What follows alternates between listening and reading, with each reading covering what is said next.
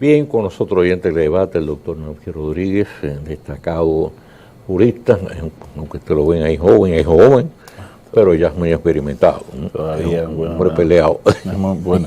Hemos tenido que pelear. Bien, miren, yo recuerdo que Nanfi, conjuntamente con el ya desaparecido y destacado maestro del periodismo Rafael Molina Morillo, emprendieron siempre y mantuvieron una lucha muy dedicada, muy intensa, en defensa de la libertad de expresión, que ha sido, en este caso, pues objeto de una serie de intentos de frenarla, de castrarla, de limitarla. Y bueno, después que murió Rafael, pues Nanfi continuó en esa lucha, y tengo entendido que al fin, en definitiva, ha logrado en gran medida poder, por así decirlo, blindar un tanto la libertad de expresión, que es un valor fundamental y un sello distintivo de todo sistema democrático. ¿Es así? Bueno, primero, don Mario, agradecer la invitación a este decano del periodismo, que es Teledebate. Yo creo que el gran decano del periodismo dominicano, decano es un sinónimo de viejo. Bueno, por lo menos tiene gran experiencia en el tema de la libertad de expresión y de opinión pública. Por este programa han pasado todos los líderes de la República Dominicana, incluso quienes han llegado a alcanzar la presidencia de la República. Ya son 30 años. Así que para mí es una honra. Mire, ciertamente usted aquí ha citado a nuestro venerado e inolvidable amigo, el doctor Rafael Molina Morillo. Con él nos correspondió llevar una lucha titánica por mover un poco esa inercia que se daba en torno a la regulación de la libertad de expresión en República Dominicana, que está aún regulada por un decreto ley del Consejo de Estado. Esa categoría legislativa no existe en República Dominicana. En medio del gobierno provisional del presidente Bonelli, se emitieron los llamados decretos leyes, y ese es un decreto ley de una vieja ley, una copia de una ley francesa que se hizo aquí y que el doctor Tapia Espinal tradujo rápidamente. La sociedad dominicana fue desarrollándose después de la guerra civil, y la libertad de expresión se fue expandiendo, y de alguna medida esa regulación no respondía a los desafíos que planteaba tanto la libertad de expresión como los derechos que se configuran frente a ella, derechos como el honor, la intimidad, la imagen de las personas, que son bienes jurídicos igualmente tutelados por el ordenamiento constitucional. Y el doctor Molina y un servidor emprendimos esa lucha alrededor del año 2012-2013. Hoy día ya ha habido varias sentencias en el Tribunal Constitucional. El Constitucional se instaló en el 2011, y por lo menos ha habido alrededor de 5 grandes sentencias que han definido un paradigma de la libertad de expresión en la República Dominicana, 2 de las cuales se produjeron en días recientes, una contra la ley de partidos políticos y otra contra la ley de régimen electoral, por aquello de mensajes negativos en las redes sociales. Es decir, la labor se ha seguido construyendo desde la Fundación Prensa y Derecho, que fue la organización base que sirvió para esta labor, y se logró la despenalización, por ejemplo, de los delitos de palabra, los llamados delitos de prensa, cuando esto afectan a funcionarios públicos, no así cuando se dan entre particulares, que sí se retienen las penas de privación de libertad. Y se logró un tema muy controvertido, para nada pacífico, que es el tema relacionado con el sistema escalonado, llamado en cascada, de la responsabilidad de los directores de medios. Es decir, antes en República Dominicana, quien era director de un medio era el responsable del delito que se cometiera en ese medio, aunque él no emitiera la opinión. Es un concepto francés, del derecho francés, que estructura un sistema de responsabilidad jurídica y sobre todo penal en vigilando sobre... O sea, para que la gente entienda, o sea, yo escribo en un periódico, emito una opinión, entonces en este caso pues estoy focalizada en determinada persona que a su vez entiende que esa es ofensiva. Entonces esa persona pues establecía la reclamación correspondiente y entonces el director, en este caso del medio, que no tenía nada que ver con lo que yo escribí, resultaba también igualmente demandado. Igualmente no, principalmente. Principalmente. Él era el autor y usted como escritor... O sea, él era entonces el principal. Autor, o sea, el autor principal y usted como autor del artículo era el cómplice. Por una razón, porque es un sistema de responsabilidad penal configurado sobre la idea de que el director vigila todo lo que acontece en el periódico. Por eso se llama responsabilidad en vigilando. Es un sistema francés del siglo XIX, cuando un periódico era un pequeño listín, es decir, un pequeño opúsculo que se publicaba, un par de páginas, pero hoy día los desafíos de la libertad de expresión son otros. Incluso todo este tema de las redes sociales, todo este tema de Internet, viene a plantear un nuevo paradigma en la libertad de expresión. Tradicionalmente, los medios de comunicación funcionaron de la siguiente manera. Un cuerpo de periodistas o un cuerpo de opinantes, políticos, empresarios, etcétera, todo aquello pasaba por un colador, por un tamiz llamado consejo editorial, que colaba a todo aquello para ciertamente verificar la certidumbre, la veracidad, que no se lesionaran bienes de terceros, etcétera. Y entonces, cuando pasaba por ese tamiz llamado consejo editorial, salía a la publicación. Hoy día el paradigma es distinto. Las redes sociales rompieron ese paradigma y hoy cualquier ciudadano desde un celular directamente se comunica con el gran público, sin pasar por el tamiz del consejo editorial. Entonces todo esto plantea una reestructuración del sistema de responsabilidad jurídica en torno a los medios de comunicación, que se está debatiendo en los organismos internacionales y lo debatimos los abogados expertos, especialistas en la materia. En República Dominicana tenemos pendiente la modificación todavía de la ley.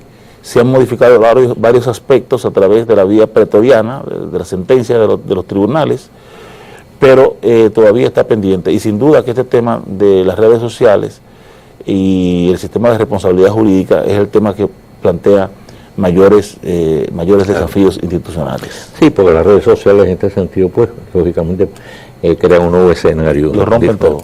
Sí. Bien, vamos entonces a pasar a otro tema, porque tú has tenido una participación muy activa en un tema político, pero que ha pasado al campo jurídico, que es, en este caso, la postulación del expresidente Leonel Fernández como candidato en los próximos comicios.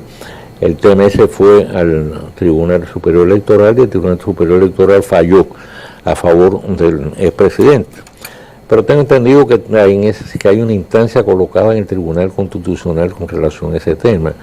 En este caso, el Tribunal Constitucional, que tendría que fallar sobre el hecho de que el Tribunal Superior Electoral no podía fallar sobre un tema de carácter constitucional.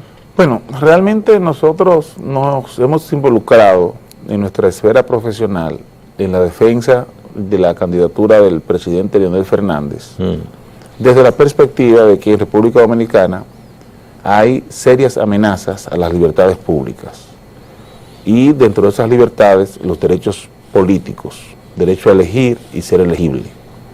Eso lo establece la Carta Magna, ¿no? Sin embargo, lo que puede ser definido como una especie de coacción del poder, el poder ha estado utilizando la legislación para poner trabas al ejercicio de esos derechos. Mucha gente limita el tema de la posibilidad del presidente Fernández aspirar a un conflicto Danilo Medina-Leonel Fernández, en ese maniqueísmo blanco-negro. Y tal vez no deja de ser así, pero ciertamente están comprometidos derechos que son esenciales, porque si hoy día, porque uno participe en una convención de un partido y luego se desafilie y quiere aspirar por otro partido político a esa posición o a otra, no lo puede hacer. Mañana podrá ponerse un requisito de que una persona, porque es de origen de una nacionalidad, o porque es negro, o porque es decir, Hay que tener cuidado con eso. En ese contexto, nosotros llevamos la defensa, porque el presidente Fernández nunca ha ido a un tribunal, bajo el entendido de que él constitucionalmente tiene garantizado su derecho a ser elegible, como decía Hostos en su Tratado de Derecho Constitucional. El que elige es elegible. Pero ha sido objeto de varias demandas cuando se ha desafiliado del Partido de la Liberación Dominicana, una de las cuales la llevó un dirigente del Partido de los Trabajadores Dominicanos pidiendo la nulidad de la convención de esa organización que designó como candidato. Nosotros representamos al presidente Fernández y al Partido Fuerza del Pueblo en ese recurso de nulidad e interpusimos el control difuso de constitucionalidad, es decir, una excepción de inconstitucionalidad, que equivale a decir una excepción de inaplicabilidad, para que los jueces ponderaran primero dos cuestiones: si ese artículo era compatible con la Constitución de la República, y segundo, si era aplicable al caso del presidente Leonel Fernández. Los jueces, por la vía difusa, como llamamos los abogados, es decir, la vía concreta, decidieron que el presidente Fernández no tiene ningún impedimento para ser candidato presidencial. Y en efecto, la Junta Central Electoral tuvo que aceptar su candidatura. Pendiente en el Tribunal Constitucional hay un recurso principal, y a ese recurso se han agregado el Partido de la Liberación Dominicana, algunos juristas y algunos intervinientes voluntarios, amicus curis, como le llamamos en el procedimiento constitucional. ¿Cuál es el efecto que puede tener la decisión del Tribunal Constitucional sobre la sentencia del Tribunal Superior Electoral? Ninguno. Porque son dos sentencias que tienen objetos distintos. El Tribunal Superior Electoral ha juzgado en concreto la inaplicabilidad de la norma a un caso. Y el Tribunal Constitucional lo que juzga es en abstracto el control constitucional, es decir, no hay manera del Tribunal Constitucional poder bajar a ver la situación particular de una persona cuando es apoderado de una acción directa de inconstitucionalidad. ¿Qué es lo que el Tribunal Constitucional ve? Pura y simplemente un análisis exegético de la ley con la Constitución, un análisis comparativo, un test constitucional hace de la ley, sin importar casos, sin importar... en caso específico, caso específico general. Entonces, ¿qué establece la ley de los procedimientos constitucionales? Bueno, el Tribunal Constitucional se puede pronunciar solamente en dos direcciones. O acoge la acción y declara inconstitucional la norma, con lo cual ratifica lo que es su precedente y además acoge el criterio del Tribunal Superior Electoral, o rechaza la acción. En ninguno de los dos casos, ni si acoge la acción, ni si rechaza la acción, tiene efecto sobre la sentencia rendida por el Tribunal Superior Electoral. Eso establece la ley de los procedimientos constitucionales. Entonces tú entiendes desde el punto de vista jurídico que no existe en este caso la menor posibilidad ya de que el Tribunal Constitucional en alguna medida pueda afectar ya el fallo del Tribunal Superior Electoral e impedir que el expresidente Leonel Fernández pueda presentarse como candidato. La candidatura de Leonel Fernández es definitiva. Ya no tiene obstáculo. Es decir, ya ese proyecto político se está articulando, armando y haciendo todo lo que un proyecto político hace para llegar al poder. Ahora, Nanfi, yo estuve leyendo en algún momento más de una opinión, por parte lógicamente de dirigentes del PLD, de que si el expresidente Leonel Fernández podía presentarse como candidato, eso equivalía a que también pudiera hacerlo Danilo Medina, presentarse nuevamente para una tercera reelección. ¿Hay algún tipo de analogía entre un caso? Ninguna. Porque eso tiene, de entrada, ese análisis tiene una cojera. Ellos establecen el test de igualdad. Bueno, si uno puede el otro, ¿por qué no? Solamente que para uno establecer un test de igualdad necesita dos situaciones idénticas. y la posición de quien ejerce la presidencia de la República no es idéntica a la de ningún ciudadano. Por demás, el presidente Danilo Medina tiene un impedimento constitucional que ha sido ratificado por una sentencia del Tribunal Constitucional, en el sentido de que ese impedimento tiene una vigencia, el llamado transitorio 20º de la Constitución de la República. Es decir, para nada, es un análisis muy defectuoso. Yo diría que lo que busca es todo este ejercicio de malabarismo, de opinión pública a que se ha dedicado un grupo de abogados, que por cierto, don Mario, hace un daño muy grande a la Academia Dominicana. Así como nunca la Academia Jurídica Dominicana había sufrido, y usted ha sido un testigo de excepción de los últimos 50 años de la vida de este país, nunca había sufrido una situación de manipulación jurídica tan grande. Nunca los abogados habíamos estado tan expuestos a determinar los acontecimientos políticos. Por eso hablo de que ha habido una práctica de coacción, de violencia jurídica, normativa desde el poder, que empezó en el año 2015 con la primera reforma constitucional para la reelección.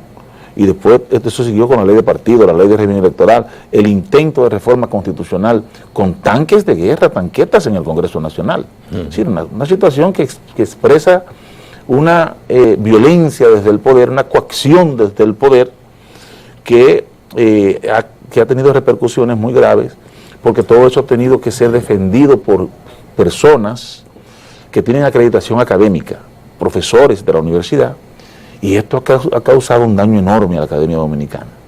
Una gran confusión, sobre todo en los colectivos de estudiantes de Derecho, y una desmitificación también de muchos personajes de la vida jurídica, que hoy día los procesos de reelección, todo otro proceso de manipulación y de tergiversación de la realidad jurídica y política, lo ha llevado a un gran descrédito. Bien, entonces definitivamente el doctor Leonel Fernández no tiene ya ningún obstáculo por delante para poder impulsar su candidatura. Esta sentencia, desde el punto de vista jurídico me refiero. La sentencia 100-2012 del Tribunal Superior Electoral es definitiva. La sentencia del Tribunal Constitucional, que habrá de producirse, supongo yo, a principios de enero, porque las audiencias son ahora, a finales de este mes o principios de diciembre, creo que el 29 son las audiencias. Esa sentencia no tiene ningún efecto, ni si se pronuncia favoreciendo la constitucionalidad de la norma, no tiene ningún efecto, lo establece el artículo 44 de la Ley de los Procedimientos Constitucionales, dice, no constituye cosa juzgada, ni tiene efecto para los terceros, solamente para las partes. Y si declara la inconstitucionalidad, como yo estoy seguro que lo va a hacer, porque ya el Tribunal Constitucional ha establecido ese criterio desde el año 2012, en el sentido de que no se pueden exigir requisitos adicionales a lo que establece la Constitución de la República para optar por una posición electiva, ya eso fue decidido por el Tribunal Constitucional. Y el Tribunal está vinculado por su propio precedente, dice el artículo 184 de la Constitución de la República y la propia ley orgánica del Tribunal Constitucional. Es decir, ya la sentencia es definitiva, la inscripción es definitiva, y Leonel Fernández es un candidato que está dando todos los pasos para pasar a la posición que le corresponde en el electorado. O sea que de acuerdo a tu criterio jurídico ya el Tribunal Constitucional tiene un antecedente que prácticamente va a ser determinante en el fallo que vaya a dictar. Tiene un precedente. Todas las altas cortes dominicanas tienen un precedente sobre ese tema, porque ese tema es el siguiente, ese tema no es si don Mario o si Leonel o si Danilo, no, ese tema es el siguiente, ahí lo que se hace es un análisis de constitucionalidad del texto. Entonces, lo que se está discutiendo es si el legislador puede adicionar condiciones extraordinarias a las que establece la Constitución para postularse a una posición. Y eso ya lo decidió la Suprema Corte de Justicia, conociendo como Corte Constitucional, en el año 2002. Lo decidió el Tribunal Superior Electoral en el año 2012 y ahora lo ratificó de nuevo con su sentencia. Y lo decidió el Tribunal Constitucional en el año 2013. Es decir, las tres altas cortes tienen sentencias sobre el tema, estableciendo un criterio, y están obligadas a seguir su criterio.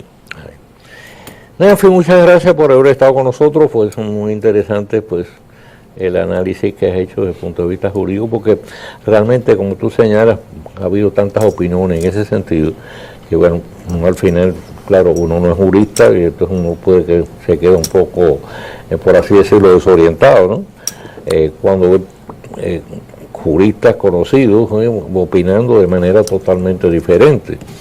Así que uno se cuida, don Mario, en esto, de tratar de que las opiniones sean lo más apegadas a los textos legales y a la jurisprudencia. Con responsabilidad, yo creo que esta lucha que hemos emprendido, tanto en el Tribunal Constitucional, como en el tema de la ley de partidos, de la ley de régimen electoral, en el tema de la reelección, todo esto, con el paso del tiempo, lo que ha hecho es ir acreditando las posiciones académicas que hemos asumido. Entonces, en esto, independientemente de los intereses que uno pueda defender o de las causas que uno pueda defender, uno trata de hacerlo lo más responsable y apegadamente posible a lo que es la realidad jurídica. muchas gracias, Nancy, por haber estado con nosotros. Te esperamos pronto de nuevo en Teledebate. Espero que haya otro tema por allá de cómo no, con todo el gusto. Presentar la opinión pública. Con todo el gusto. Sí. Hacemos la pausa y regresamos de inmediato.